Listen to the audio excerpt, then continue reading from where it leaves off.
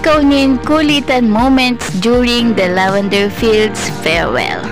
Hello mga ka-chika and hello po sa lahat ng masusugid na manonood. Welcome pong muli sa aking channel. Sa latest mini vlog nga po ni Janine Gutierrez ay nagbahagi siya sa kaniyang YouTube account ng ilang mga behind the scenes nga po ng kanilang Lavender Fields farewell. Kitang-kita talaga ang pagiging komportable ng Ekonin sa isa't isa.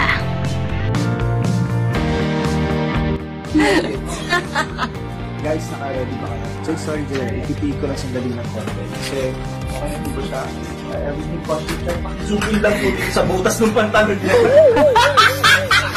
Oh my God! Alam niyo kung bakit? Kasi ito yung pants ni Iris. Pinagpa-fancy. Ano yan? Bakit may butas yung pantalon mo?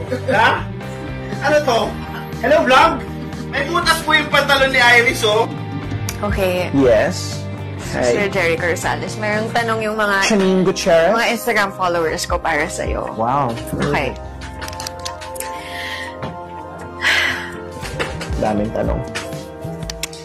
Janine, meron kang press con in 15 minutes.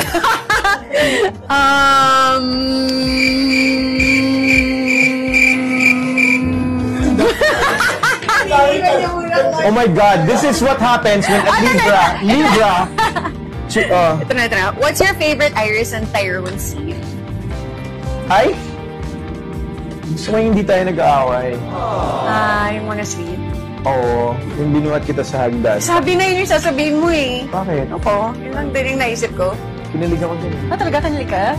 Linano mo yun. Ano? Hindi oh! Ako pa gumagawa ng script. Favorite scene ko sa ating dalawa.